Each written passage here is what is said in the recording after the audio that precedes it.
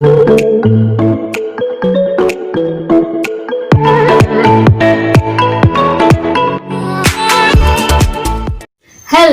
दोस्तों, नमस्कार। स्वागत है आपका मेरे अपने चैनल तैयारी जीवन की में। कैसे हैं आप? आशा करती हूँ बहुत अच्छे होंगे।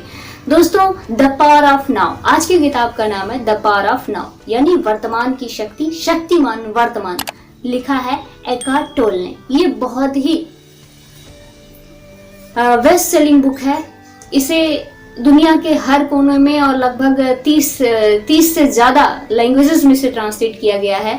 शक्तिमान वर्तमान, वर्तमान में रह के ही आप कुछ हासिल कर सकते हैं। हम लोग भूत और भविष्य में गोते लगाते रहते, चक्कर लगाते रहते हैं, जो कि हमारे मन का स्वभाव है, हमारे आत्मा का या हमारी चेतना का गुण नहीं है ये। क्योंकि मन हमें दुखी रखना ही चाहता है, तो हमें वर्तमान में रहेंगे तो हम कुछ सुधार कर लेंगे अभी, क्योंकि हम कुछ कर सकते हैं। तो यहाँ नहीं रख के तभी भूत में ले जाता है, तुमने ये गड़बड़ कर दिया, तुम्हारे साथ इन्होंने ये कहा, गलत हो गया। कभी भविष्य में जाएगा कि नहीं, यहाँ पे ज्यादा खुशी रहेगी, यहाँ पे ज्यादा आनंद रहेगा, अभी तो सब गड़बड़ है, अभी कुछ अच्छा नहीं हो रहा है। तो दोस्तों, दोनों कहीं हमें सुख शांति नहीं मिलनी है तो बस अभी अभी अभी जस्ट अभी चुटकी बजाया और यहीं पे जो मिलना है वो मिलना है, उसके आगे पीछे कहीं कुछ नहीं है।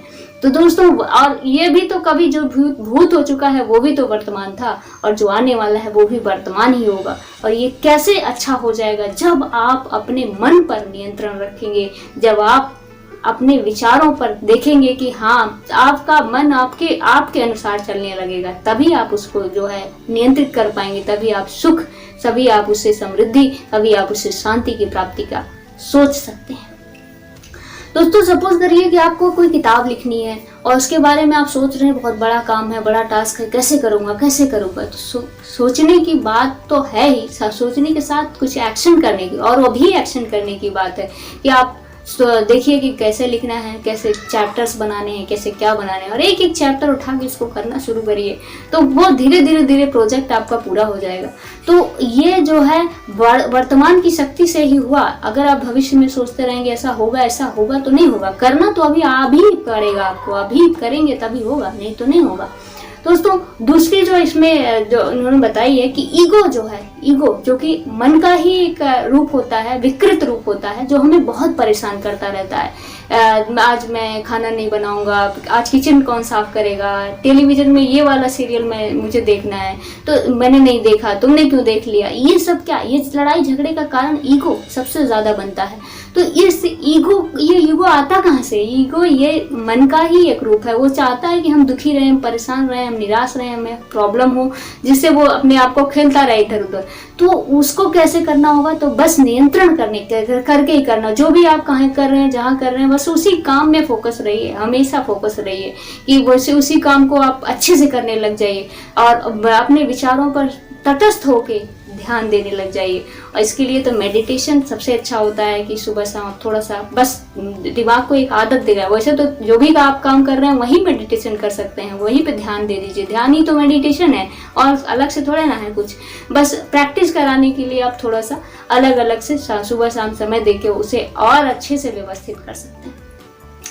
दोस्तों, मन के नियंत्रण में हम ना हो, हमारे नियंत्रण में वो आ जाए, इसके लिए हमें अपना ध्यान उठा के अपने शरीर और अपनी चेतना पे लगाना होगा। शरीर के साथ आप ज्यादती मत करिए, बहुत ज्यादा उसको जो है तप करा रहे हैं, इस तरह की चीजें। बुद्धत्व को प्राप्त करना है तो बुद्ध के मार्ग पर थोड़ा सा आप जो है मध्यम मार्ग अपनाइए। कुछ खाना पीना भी दीजिए, कुछ तप भी करिए, और साथ में जो है अपने विचारों को, अपने भावों को, अपने संवेगों को तटस्थ होके देखते रहिए। और वहीं पे, क्योंकि वर्तमान में ही है जो है, अभी आपको मिलना है, जो मिलना है वो अभी मिलना है, जो आप पाना चाहते हैं वो यही मिलेगा, अभी मिलेगा।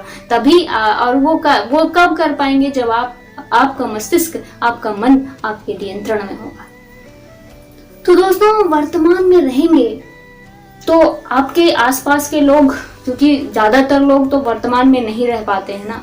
आप भले जो है अपने आप को उठा रहे हैं, पढ़ा रहे हैं, आप एक अवेकनिंग सोल बन रहे हैं, तो आप जो है हैं, लेकिन आपके आसपास के लोग जो वर्तमान में नहीं है वो आपको जो है उनके साथ आपकी बहुत अच्छी बॉन्डिंग नहीं बन पाएगी, वो आपको पसंद नहीं करेंगे या आप उनको पसंद नहीं करेंगे, तो इस तरह की प्रॉब्लम आएगी। लेकिन अगर आप अपने पार्टनर को या अपने लोगों को अपने जैसा बना लेते हैं तो लंबे टर्म पे उनका ही फायदा है, उनका लाभ होगा, क्योंकि उनमें परिवर्तन आ जाएगा और वो आपके जैसा बनने लगेंगे या वर्तमान में रहने लगेंगे, जो इस आपकी सुख शांति समृद्धि के लिए और आध्यात्मिक चेतना को विकसित करने के लिए, परम तत्व की प्राप्ति के लिए बहुत ज्यादा जरूरी है। वर्तमान वर्तमान वर्तमान अभी, क्योंकि करना तो अभी है सब कुछ और इसी से सब कुछ होना है।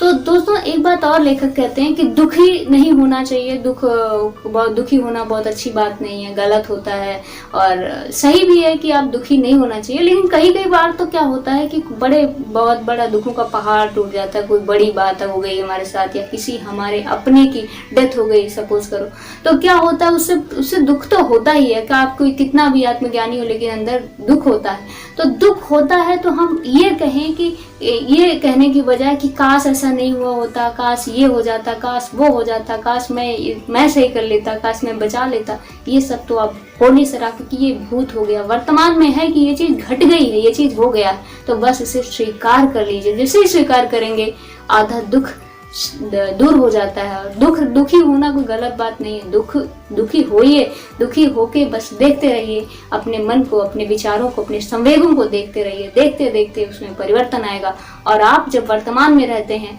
तो धीरे धीरे चीजें जब उसी में रहने लाएंगे ना तो ध्यान हो जाएगा। एक तरह का ध्यान ही है, वर्तमान में रहना ध्यान है। आप पढ़ रहे हैं तो ध्यान है, आप जा रहे हैं तो ध्यान है, आप कुछ देख रहे हैं तो ध्यान है, खाना बना रहे हैं तो ध्यान है, सब ध्यान ही है, ध्यान ही है। और जब जो काम आप पूरे मन से, पूरे मनोयोग से करते हैं वही तो ध्यान बन जाता है।